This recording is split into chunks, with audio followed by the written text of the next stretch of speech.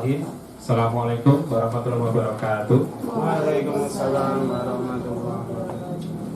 Bapak Ibu guru, juga karyawan SMP Negeri Gajah Mada yang hormati, khususnya kepada Bapak Marsudi SPD selaku calon guru penggerak dari SMP Negeri Gajah Mada yang pada saat ini akan melakukan sosialisasi. Sebelum pelaksanaan, mohon izin kami atas nama Bapak Kepala SMP Negeri Gajah Mada untuk memberikan pengantar pada kegiatan hari ini. Bapak Ibu yang kami hormati, seperti kita ketahui bersama bahwa di sebelah kita ini ada rekan kita Bapak Marsudi yang mengikuti diklat guru penggerak. Nah, selama 3 bulan sudah melaksanakan untuk mempelajari modul 1. Nah, pada hari ini nanti Pak Marsudi akan mensosialisasikan apa isi yang termaktub dalam modul 1. Waktu sepenuhnya kami serahkan kepada Bapak Marsudi SPD. Assalamualaikum warahmatullahi wabarakatuh. Waalaikumsalam warahmatullahi wabarakatuh. Bapak Ibu sekalian yang saya hormati, mohon maaf dan terima kasih. Hari ini saya meminta waktu Bapak Ibu sekalian untuk memenuhi tugas saya dalam rangka sebagai calon guru penggerak. Untuk hari ini mohon maaf saya berdiri mohon nggih. Untuk kali ini sebagaimana disosialisasikan Pak Novel pada minggu lalu masih sama topiknya, itu tentang modul 1. Namun mungkin ada yang sedikit penekanan yang berbeda. Nah, semuanya itu mudah-mudahan bisa bermanfaat bagi kita semua. Nonton kita mulai. Saya memulai dengan menampilkan gambar otak manusia. Bahwasanya di dalam otak manusia itu ada sambungan-sambungan yang disebut neurotransmitter, yang akan menghubungkan jalur-jalur di dalam otak kita. Kemudian dengan sambungan-sambungan itu nanti ada sambungan yang sudah ada sejak lahir, yang itu nanti akan menjadi watak dari anak atau dari manusia itu. Nah, di sana dijelaskan setelah kita ketahui bahwasanya anak itu ada yang introvert, ada yang ekstrovert, ada yang ambivert gitu ya. Kemudian ada juga yang kinestetik itu. Jadi seperti itu kemarin yang kita pelajari, kita belajar bersama-sama di dalam webinar itu. Kemudian kalau di sini saya kemukakan bahwasanya sebenarnya di dalam otak manusia ini itu masih ada tersimpan sedikit. Yang pertama ini otak mamalia, yang kedua adalah otak reptil. Nah, otak mamalia ini berhubungan dengan sistem limbik, artinya yang berhubungan dengan emosi. Jadi kalau misalkan kita melihat teman kita tersenyum, hati kita merasa senang. Nah, ini yang bekerja adalah otak limbik ini. Melihat anak terlambat, langsung perasaan kita langsung marah gitu ya. Itu yang bekerja ini, otak limbik ini. Kemudian yang kedua adalah otak reptil. Nah, otak reptil ini berhubungan dengan bertahan hidup. Artinya semua yang ada itu yang ditangkap itu dianggap sebagai gangguan. Jadi sebagaimana reptil, maka dia akan menganggap semua yang dari luar, rangsangan dari luar itu adalah gangguan. Nah, ini Bapak Ibu masih ada di dalam otak luhur manusia ini. Sebenarnya otak manusia ini segede ini, tapi ada yang nyelempit di sini sama di sini, yaitu otak mamalia dan otak reptil. Nah, ada juga yang otak primata. Nah, kalau ini yang otak primata ini bisa kita latih, yang juga termasuk dalam otak luhur manusia. Begitu. Nah, kemudian cara kerjanya akan seperti ini Bapak Ibu. Digambarkan yang sistem limbik dan juga yang otak reptil itu bekerjanya seperti kita berada di anak tangga yang berjalan turun, sedangkan kita juga mau turun. Maka dengan berdiri saja itu akan otomatis turun. Apalagi berdiri di sini sambil melangkah turun, itu akan menjadi lebih cepat gitu ya. Nah, ini dikatakan bahwasannya adalah otak yang menggambarkan kerja tubuh manusia yang mendahulukan penghematan energi. Jadi yang dua tadi, yang otak reptil dan otak mamalia itu bekerja memerlukan sedikit energi. Maka itu akan datang secara spontan. Melihat anak tidak mengerjakan PR, ya perasaannya langsung. Nah itu nggak pakai banyak mikir, itu langsung otomatis gitu. Kemudian yang otak luhur manusia ini bekerjanya seperti ini, seperti orang yang berjalan naik di eskalator yang turun. Ini susah juga ya. Berjalan naik di eskalator yang turun, maka ini perlu energi yang besar. Nah, cara kerja seperti ini disebut dengan cara berpikir atau sistem berpikir yang lambat. Gitu. Semua otak manusia akan seperti itu. Jadi perlu energi banyak. Nah, tapi untungnya Bapak Ibu, bahwasanya otak kita itu bisa dilatih, gitu. Bisa dilatih, bisa dididik, dibimbing, sehingga lama kelamaan akan bisa cepat menaiki anak tangga ini. Akan bisa cepat, akan bisa lebih tahu. Kalau nah Bapak Ibu, itu saya berikan di depan, ini ada hubungannya dengan filosofi pendidikan dari Ki Hajar Dewantoro. Nah, menurut Ki Hajar Dewantoro Bapak Ibu, bahwasanya pendidikan itu adalah tempat persemaian benih-benih, gitu ya, benih-benih kebudayaan dalam masyarakat. Nah, yang hubungannya dengan otak lain. Pendidikan itu menuntun segala kekuatan kodrat yang ada pada anak-anak agar mereka sebagai manusia dan sebagai anggota masyarakat dapatlah mencapai keselamatan dan kebahagiaan yang setinggi-tingginya. Bapak Ibu, jadi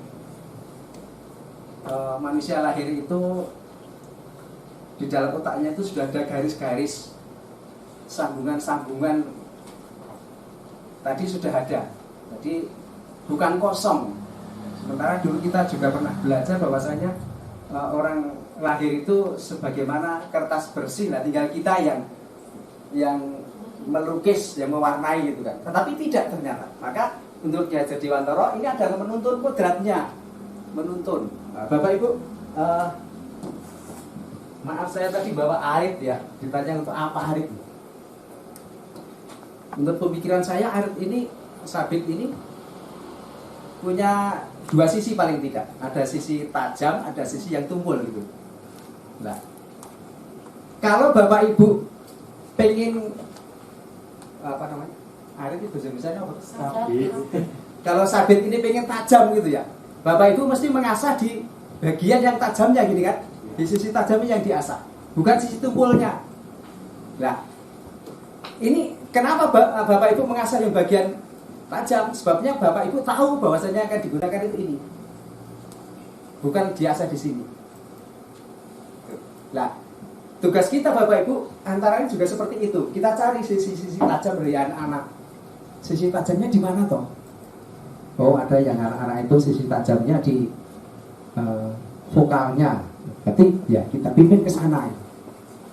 Ada yang anak-anak ini karena dia termasuk introvert gitu, senangannya meneng wae gitu. Tapi dia sisi tajamnya ada di logika matematikanya gitu. Nah ini kita bimbing ke arah itu. Jadi sama-sama mengasah Bapak Ibu akan lebih cepat mengasah di sisi tajam daripada mengasah di sisi tumpul. Nah, apakah tidak bisa menajamkan sisi tumpul? Bisa Bapak Ibu. Penjenengan ngasah yang bagian sini, yang bagian belakang ini, lama-lama juga tajam. Tapi perlu energi yang banyak ini, lama. Gitu. Anak-anak kita paksa, pokoknya matematika butuh itu 10 misalnya. Bisa aja dibimbing terus diajari lama-lama bisa. Lah, menurut Ki Hajar Dewantara kitalah yang menuntun. Nah, menuntun ini biar betul-betul bisa mencapai yang optimal betul. Bisa mencapai keselamatan dan kebahagiaan setinggi-tingginya di situ. Tuh, maka digambarkan guru itu sebagaimana petani yang menyediakan lahan yang baik, memberikan pupuk, membersihkan gulma, mengendalikan hama dan penyakit dan lain-lain untuk tumbuh kembangnya anak itu. Nah, yang jadi masalah lagi Bapak Ibu, kalau menurut saya kadang-kadang bukannya kita itu tidak bisa menyediakan lahan untuk dia, bukannya kita tidak bisa menyediakan lahan yang baik untuk jagung, bukannya kita tidak bisa menyediakan lahan yang baik untuk padi, tapi yang menurut pemikiran saya ya kadang-kadang kita sulit itu menentukan iki jane padi apa jagung toh, iya kan? Anak saya ini, murid saya ini, iki jane iki sisi tajamnya di sebelah mana toh? Kudu niki saya perlakukan sebagai jagung apa sebagai padi. Nah itu kadang-kadang sehingga kadang-kadang kita akan salah menempatkan.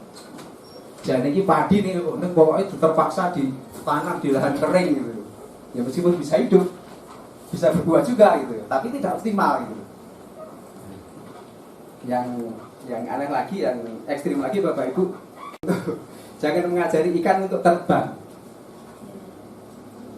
Itu kalau kita tahu itu ikan, ya oke aja lah. Tapi kadang-kadang kita nggak tahu itu ikan apa bukan gitu. Ikan apa bukan. Nah, maka ini kita akan mencoba membimbing anak-anak kita untuk kita arahkan ke sana. Tentunya pertama kali karena harus menyediakan lahan yang baik gitu ya. Berarti kita harus tahu dulu ini jagung apa padi, apa dele, apa rumput gitu ya. Maka menuntun sehingga dalam hal ini menurut Ki Hajar Dewantara sebenarnya kita itu adalah melayani pada anak, atau kata lebih mendalamnya lagi menghamba pada anak itu, sehingga memang betul-betul menghamba, melayani pada anak itu. Lah, apa hubungannya dengan Merdeka Belajar Bapak Ibu? Bapak Ibu, seperti yang telah kita ketahui bahwasanya Mas Menteri kita, Mas Nadiem Makarim, ini menggulirkan pemikirannya tentang Merdeka Belajar. Yang dimaksud Merdeka Belajar itu artinya memberikan keleluasaan bagi siswa untuk memilih pelajaran sesuai minat mereka. Saya juga masih bingung nanti konsepnya seperti apa siswa akan memilih diri apa iya gitu kan. Nanti kita tunggu aja. Ada kurikulum prototip itu. Nanti kalau kita berkesempatan jadi sekolah penggerak, mungkin kita akan mempraktikkan itu. Nonton nggih? Lah menurut beliau, menurut Mas Nadiem ini yang saya kutip di sini, saya browsing ini pada tanggal 17 ini sebagai cara untuk mengimplementasikan ya, itu beliau meminta guru di sekolah merancang metode pembelajaran berbasis proyek untuk memacu kreativitas siswa. Nah ini ada hubungannya dengan kita melihat siswa tadi, kita pilahkan ini padi, ini jagung. Bocah ini pinter matematika, yang ini pinter logikanya, yang ini seninya bagus. Nah, ini kita pilah-pilahkan, kemudian kita berikan proyek ini. Selanjutnya ini Bapak Ibu, standar nasional pendidikan kita. Saya ambil yang pasal 6 di ayat 1, bahwasanya standar kompetensi lulusan pada satuan pendidikan jenjang pendidikan dasar itu difokuskan pada pertama ini persiapan peserta didik menjadi anggota masyarakat yang beriman dan bertakwa kepada Tuhan Yang Maha Esa serta berakhlak mulia. Kemudian yang kedua, penanaman karakter yang sesuai dengan nilai-nilai Pancasila. Tuh, jadi sebenarnya sudah biasa lah kita melakukan itu, hanya saja penekanannya mungkin di sisi yang berbeda. Kemudian yang kedua, penumbuhan kompetensi literasi dan numerasi peserta didik untuk mengikuti pendidikan lebih tinggi. Nah ini Bapak Ibu, lagi-lagi nanti di RPP itu ada harus mengarah ke literasi dan numerasi ini. Maka Bapak Kepala Sekolah kita kemarin meminta untuk ulangan harian ini ya rakitan sitok Joko Ono soal literasi atau numerasi, soal AKM gitu ya. Nah ini memang ya rotok kangelan soalnya kita belum biasa gitu ya. Tapi saya yakin Bapak Ibu bisa, kita akan bisa. Oke, ini saya hanya menunjukkan saja sedikit yang ada di standar nasional kita. Tetap kita ikut Bapak Ibu, soalnya itu adalah regulasi yang kita ikuti yaitu.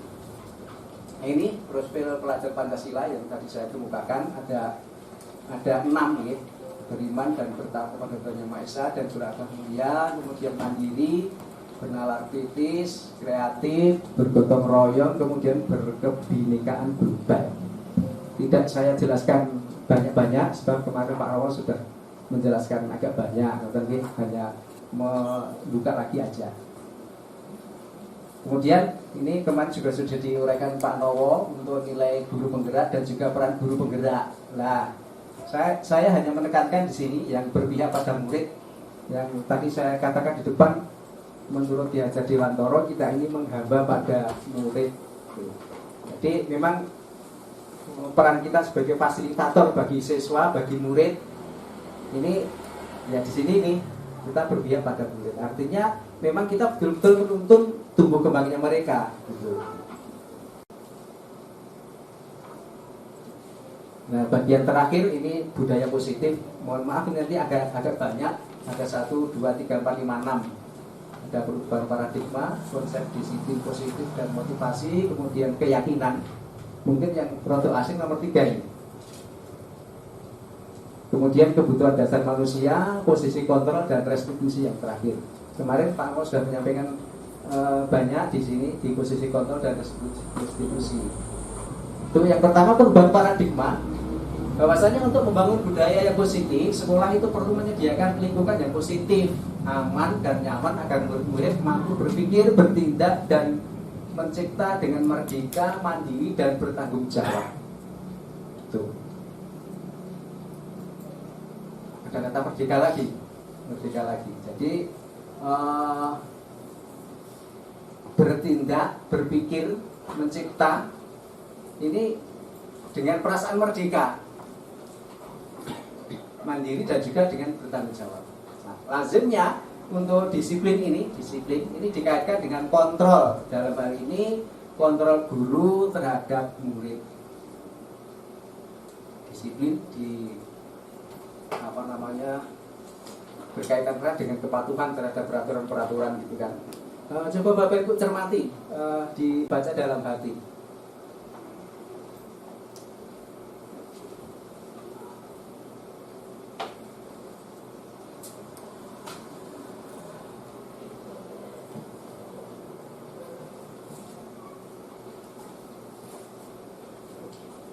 Gitu nih, bisa dirasakan. Sebenarnya seperti itu Bapak Ibu. Jadi kita ini sebenarnya tidak bisa mengontrol atau mengendalikan orang lain, itu nggak bisa. Mengendalikan tidak bisa. Jadi saya pengen Pak Muklis melakukan ini, nggak bisa. Kalaupun dia melakukan itu karena memang dirinya mengizinkan untuk dikontrol, gitu ya. Mengizinkan untuk dikontrol. Ini sebagai gambaran seorang guru yang mengontrol murid. Jadi kadang-kadang kita juga dibuat cegah juga dengan siswa gitu ya. Tetapi sebenarnya tindakan mereka itu tetap memiliki tujuan ya, menurut teori kontrol. Semua perilaku itu memiliki tujuan, bahkan terhadap perilaku yang tidak disukai ataupun perilaku yang salah, yang menyimpang dari aturan. Itu mereka punya tujuan sebenarnya. Nah, akan seperti apa tujuannya kita lihat berikutnya. Ini teori stimulus respon lawan teori kontrol. Pandangan tentang dunia. Yang pertama, realitas kebutuhan kita itu sama menurut teori stimulus respon. Tapi menurut teori kontrol, realitas kebutuhan kita itu berbeda. Yang kedua, semua orang melihat hal yang sama. Tapi untuk teori kontrol, setiap orang memiliki gambaran berbeda. Kemudian kita mencoba mengubah orang agar berpandangan sama dengan kita. Nah, yang berjalan selama ini kan seperti itu. Memang ada sebuah peraturan agar bisa teratur, agar bisa baik. Lah, semuanya kan diarahkan ke sini. Tetapi kita sebagai guru ini ya, bukan sebagai otoritas pemerintahan, bukan. Tapi kita berusaha memahami pandangan orang lain tentang dunia, termasuk kepada murid-murid kita. Dia punya pandangan lain. Nah, yang sulit mungkin di sini ya tantangan kita sebagai guru. Kemudian perilaku guru dilihat sebagai suatu kesalahan kalau di dalam teori stimulus respon. Tapi menurut teori kontrol, semua perilaku itu punya tujuan. Nah, ini yang perlu kita gali nanti. Kan kita kadang-kadang juga mikir juga, murid-muridku biar sih beling-beling. Nah, saya ini malah jadi pengusaha, malah sukses. Dengan kelasnya rapatnya pinter. Tapi ternyata dia di dunia nyata berbisnis berhasil dia. Nah, berarti kan kita yang belum tahu gitu. Oh, jadi sisi tajam guru saya ini di mana toh? Ternyata di rasa-rasa gitu memang berat betul posisi sebagai guru. Tapi jangan dipandang beratnya, kita pokoknya berusaha sak mampunya kita, dengan tetap berusaha untuk meningkatkan kemampuan mestinya. Jadi maksud saya tidak usah dirisaukan, aku kok iso guru ini, tidak usah. Kita lihat aja yang positif. Nggih. Orang lain bisa mengontrol saya. Hanya Anda yang bisa mengontrol diri Anda. Yang seperti saya katakan di depan tadi, bahwasanya kita tidak bisa mengontrol orang lain, mengatur orang lain sebagaimana kehendak kita, tidak bisa. Nonton nggih? Langsung ke sini. Pemaksaan ada pada saat bujukan gagal. Nah, seperti ini yang seperti biasa kita lakukan. Kalau misalkan dibujuk tidak mau, tetap gagal, maka ya dipaksa gitu kan. Dipaksa. Oh, itu gara PR kan. Tetapi kalau dalam teori kontrol ini, kolaborasi dan konsensus menciptakan pilihan-pilihan baru. Nanti di belakang di restitusi seperti yang diaturkan Pak Nowo minggu yang lalu itu ya. Kemudian model berpikirnya di teori stimulus respon itu menang kalah. Tapi kalau di teori kontrol menang-menang. Jadi tidak ada yang kalah. Kok bisa? Nah, orang Jawa kan mengatakan menang tanpa ngasorake. Menang tapi yang kita kalahkan itu tidak merasa kalah gitu. Muruk tanpa golo gitu. Sugih tanpa gondo bisa ora ya? Sugih tanpa gondo. Konsep yang sangat bagus menurut saya. Ada yang lebih bagus lagi menurut saya, si Pak Joko Purwadi. Dia punya prinsip yang penting kalau niki saged mangan seger turu angler. Nah, ini hubungannya banyak ternyata. Iso mangan seger itu kan berarti badannya sehat, pikirannya juga fresh gitu kan. Turu angler juga seperti itu, nek mikir harus tetap ra iso turu. Nah, maka konsep mangan seger turu angler ini tak pikir loh konsep besar ini. Ngerti nggih? Konsep disiplin positif dan motivasi. Bapak Ibu, kebanyakan orang akan menghubungkan kata disiplin itu dengan tata tertib, teratur dan kepatuhan pada peraturan. Insya Allah semuanya sepakat ini, mudah kita pahami ya. Kemudian kita cenderung menghubungkan kata disiplin dengan ketidaknyamanan. Harap enak absen. Wajar berarti. Aku hadir lah, biar apa enak mon, dan tak teko esuk era gitu. Emang seperti itu. Hubungannya disiplin itu dengan ketidaknyamanan. Tapi nanti tidak di apa namanya? Di teori kontrol tidak. Ini menurut Ki Hajar Dewantoro. Hubungannya dengan belajar dan merdeka.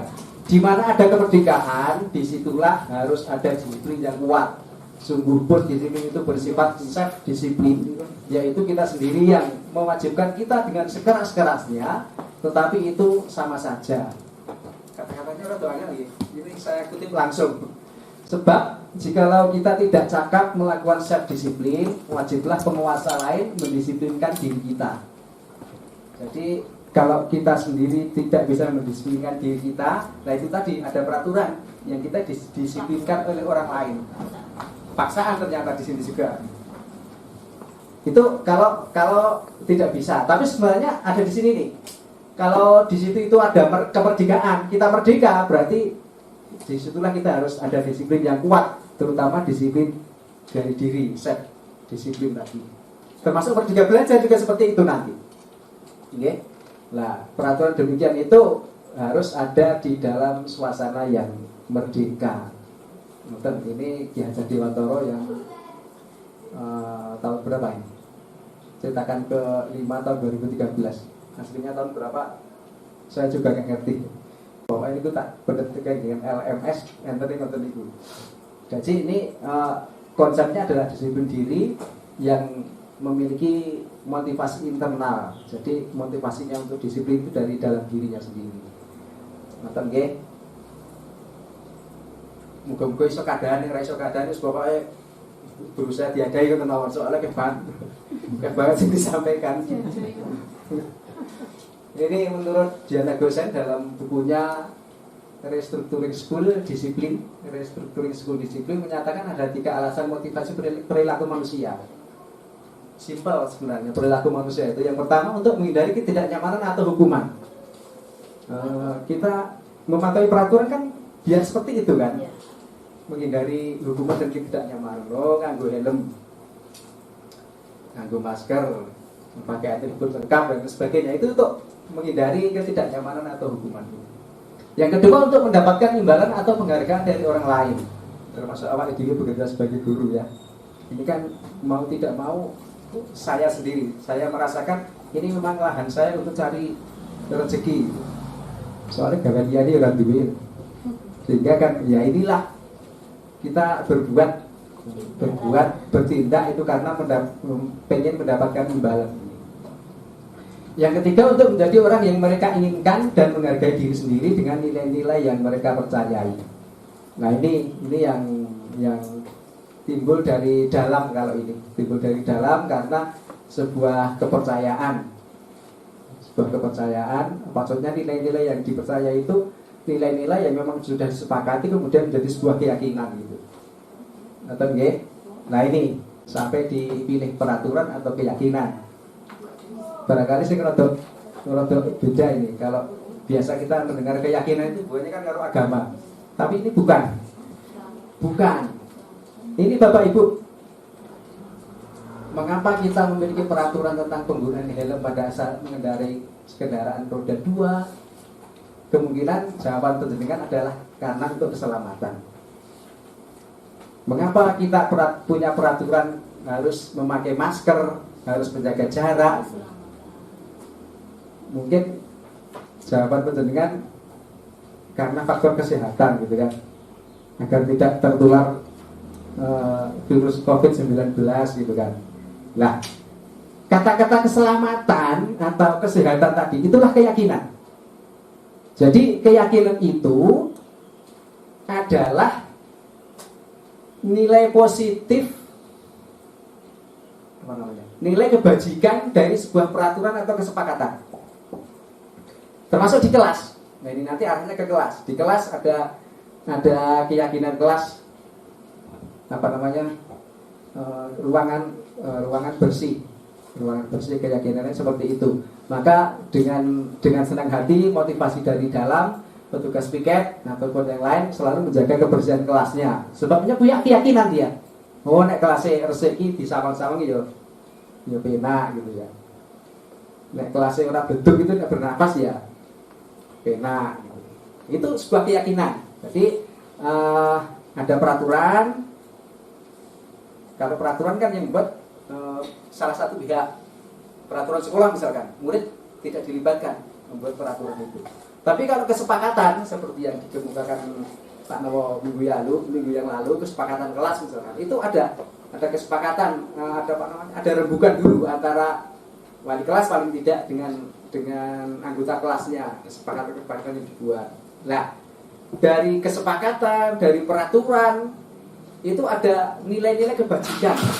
Nah, nilai kebajikan itulah itu yang disebut dengan keyakinan. Maka Bapak Ibu,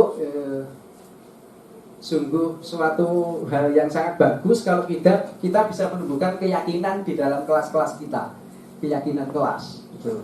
Sebab kalau keyakinan kelas itu sudah ada, maka itu akan menjadi motivasi seseorang dari dalam atau motivasi secara intrinsik. Itulah yang nanti akan lebih berhasil pada mereka. Jadi belajar mereka tidak harus dioyak-oyak gitu. Karena memang dia punya keyakinan gitu. Membersihkan kelas tidak perlu dioyak-oyak. Bahkan mereka yang mengoyak kita barangkali, Pak, ini caranya pun garap ini belajar dan sebagainya seperti itu. Ada memang beberapa anak kita yang sudah seperti itu, tapi kebanyakan belum. Maka itu tugas kita. Nah, sekali lagi tugas kita bukan ngajari, bukan mendoktrin, tapi menuntun, ya, menuntun. Nah ini yang mungkin kita rasa rodok angel. Bapak Ibu, kebutuhan dasar manusia ini ada 5 ini. Belonging itu apa ini? Member ini rasa memiliki. Belonging ini rasa apa namanya? Kasih sayang, diperhatikan gitu. Kemudian kedofan, ini rasa senang, kesenangan. Yang selanjutnya freedom. Freedom ini kemerdekaan, bebas merdeka itu. Tapi bukan merdeka yang di merdeka belajar loh ya. Ini freedom, memang sebuah freedom betul. Yang kelima power. Nah, yang keempat ya power. Ini kekuatan. Bahwasanya kita itu kuat, kita bisa gitu. Yang terakhir survival, bertahan hidup. Nah, Bapak Ibu sekalian, barangkali anak-anak kita yang menyimpang gitu ya, yang kelas senengane ngerbuti pulpen kancane. Itu kira-kira kan ada sesuatu yang pengen ditunjukkan dari kelima ini. Kira-kira apa? Ngerbuti pulpen kancane. Pengen menunjukkan bahwasanya dia kuat gitu ya, punya kekuatan. Atau kalau enggak, memang dia senang gitu.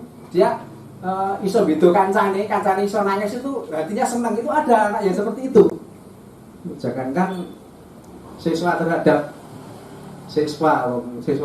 gurunya aja ada ya. Sopo nek mesti pernah ngerti. Buat dia nangis waduh.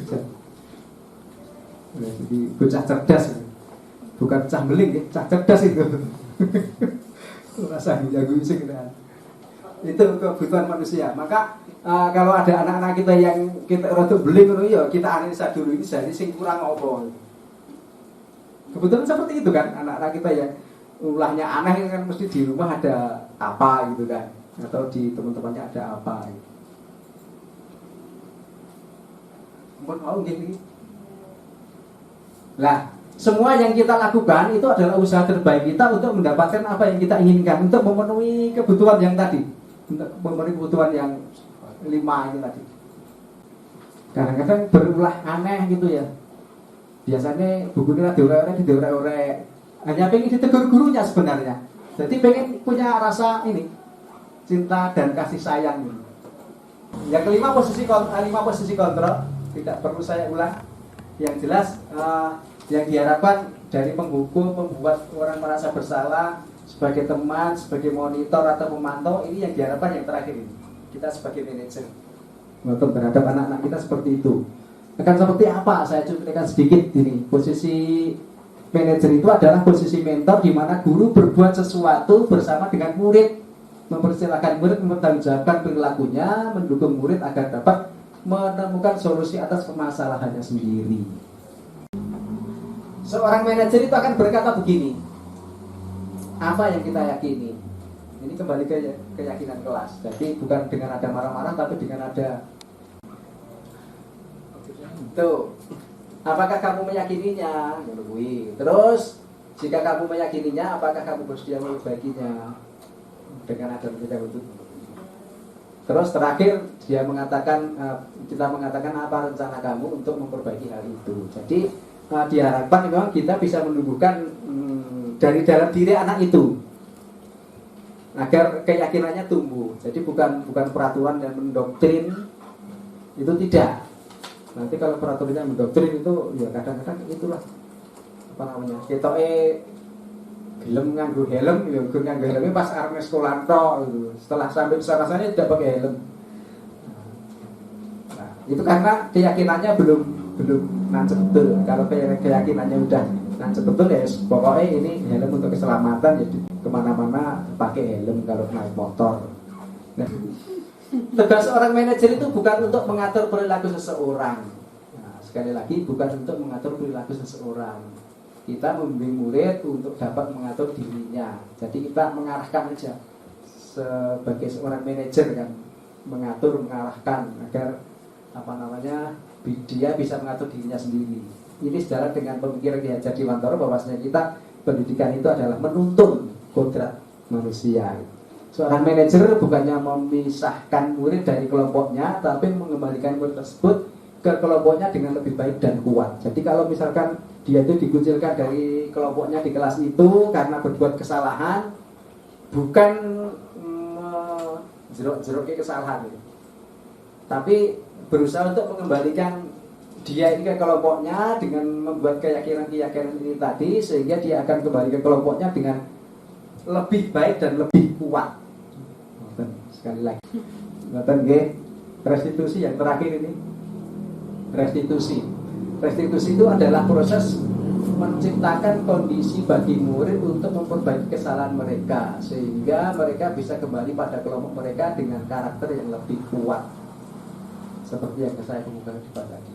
Nah, restitusi ini membantu murid menjadi lebih memiliki tujuan, disiplin positif, dan memulihkan dirinya setelah berbuat salah. Penekanannya bukanlah pada bagaimana berperilaku untuk menyenangkan orang lain atau menghindari ketidaknyamanan, namun tujuannya adalah menjadi orang yang menghargai nilai-nilai kebajikan yang mereka percayai. Jadi menggeserkan motivasi manusia yang pertama menjadi yang ketiga. Yang pertama untuk menghindari ketidaknyamanan, yang kedua untuk mendapatkan sesuatu, yang ketiga kan melaksanakan menghargai nilai-nilai yang mereka yakini. Nah, menggeserkan ke itu, ke arah nilai-nilai kebajikan yang mereka percayai. Ini proses restitusinya digambarkan dengan segitiga restitusi. Yang pertama menstabilkan identitas. Ini kalau ada anak yang bersalah, bukan kita marahi, tetapi kita dibonggong bahasa Jawa nih. Jadi rapopo ini berbuat salah. Bukan berarti membetulkan kesalahan itu, bukan menganggap betul kesalahan itu, tapi menganggap sebuah kewajaran bahwasanya manusia itu mesti ada kesalahan gitu loh. Ya rapopo ini berbuat salah, yang penting itu dan bisa diperbaiki. Itu dalam rangka menstabilkan identitas. Nah, jadi ada dua contoh ini. Setiap orang pasti pernah melakukan kesalahan. Kamu bukan satu-satunya yang pernah melakukan ini. Jadi dibobok dulu, distabilkan dulu. Kemudian yang kedua adalah validasi tindakan yang salah. Ada dua contoh di sini. Kamu tentu punya alasan mengapa melakukan itu. Kamu kok terapi mesti punya alasannya apa? Adakah cara yang lebih efektif untuk mendapatkan apa yang kamu butuhkan? Terus diajak omong-omong, kira-kira biar supaya ben ora telat, kowe duwe cara kepiye gitu ya. Kemudian yang ketiga, menanyakan keyakinan. Sekali lagi ini keyakinan ya, keyakinan kelas apa yang telah kita sepakati. Piye ke peraturan di kelasmu dhewe telat kepiye? Yang kamu yakini bagaimana? Maka seperti tadi, ada anak wis wayahe mulih kok izin nyapu ki, ternyata dia tadi melaksanakan sesuatu kesalahan di dalam kelasnya karena mereka sudah sepakat dan sudah diyakini, maka dia melaksanakan dengan baik tanpa dioyak-oyak, udah melaksanakan tugasnya sendiri karena ini memang sebuah konsekuensi gitu kan. Ini sudah langkah yang baik saya kira. Nanti nggih, untuk begini menerapung itu aja. Nanti Bapak Ibu, barangkali ada satu atau beberapa hal yang perlu disampaikan, monggo dipersilahkan. Kita satu, dua, monggo.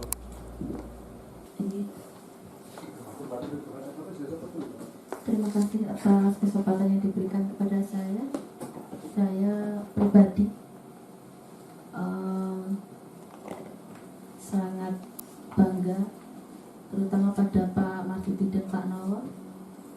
mengucapkan selamat. Semoga Bapak Marsudi dapat melaksanakan atau menjalankan tugas calon guru penggerak dengan lancar.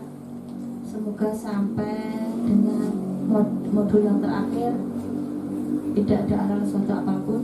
Dari penyampaian materi modul Pak Marsudi yang baru saja disampaikan, sangat bagus, sangat luar biasa. Saya pribadi dan teman-teman mengetahui banyak hal dari materi modul 1 yang telah disampaikan oleh Pak Marsudi. Banyak sekali manfaat. Ternyata sebagai guru itu tidak hanya menyampaikan ilmu pelajaran atau tatap muka, tetapi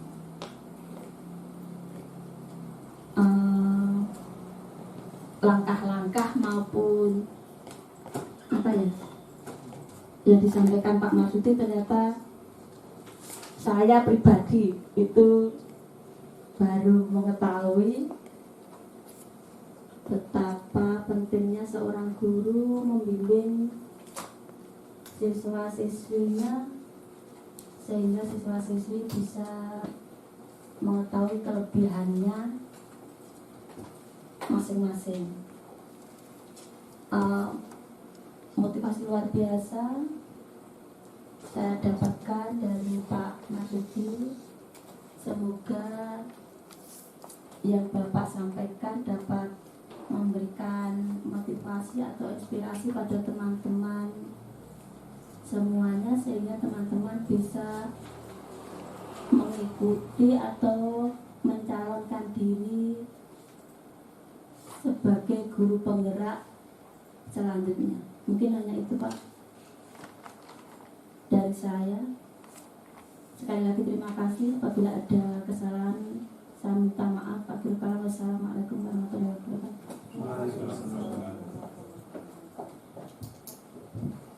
Matur nuwun Bu Septi. Matur nuwun, terima kasih atas apresiasinya dan harapan Bu Septi dan juga Bapak Kepala Sekolah. Tentunya juga Pak Nowo dan saya nanti yang kira-kira umurnya masih nyanda, soalnya ada batasan paling tidak 10 tahun sebelum usia pensiun ini bisa mengikuti program guru penggerak itu. Jadi nanti kalau sewaktu-waktu sekolah kita kebetulan diaturi daftar atau mendaftarkan diri sebagai sekolah penggerak, kita sudah siap. Soalnya mau tidak mau nanti akan ke sana arahnya. Semua sekolah akan menggunakan guru-guru prototip. Maka terima kasih sekali Bapak Ibu bisa mengikuti ini dan mudah-mudahan berkesempatan. Tolong nanti SIM PKB-nya dibuka nih. Barangkali di sana ada. Sebabnya ini tidak disuruh-suruh, tapi kita yang memang mengajukan diri bisa mengikuti program itu. Maka sekali lagi SIM PKB-nya dilihat. SIM PKB-nya dilihat, nanti ada pendaftaran ikut aja.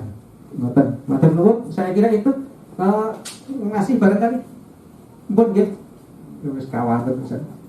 Matur nuwun Pak Nowo dan juga Bapak Ibu sekalian, mudah-mudahan ini sebagai langkah awal kita untuk bisa maju dan bergerak bersama-sama ya Pak Anton. Pokoknya siap untuk bergerak. Matur nuwun. Assalamualaikum warahmatullahi wabarakatuh. Terima kasih kepada Bapak Marsudi SPD yang telah mensosialisasikan tentang budaya positif di sekolah kita di SMP Negeri Setiyoso, dengan harapan semoga kedepannya sekolah kita dalam berbudaya positif menjadi lebih baik dari hari ke hari dan membawa kemajuan untuk sekolah kita SMP Negeri Setiyoso. Sekali lagi atas nama sekolah kami minta terima kasih kepada Pak Marsudi juga Pak Ibu Guru yang telah hadir pada kegiatan sosialisasi pada hari ini. Baiklah, kita tutup kegiatan pada hari ini dengan bacaan hamdalah bersama-sama. Alhamdulillahirabbil alamin. Assalamualaikum warahmatullahi wabarakatuh.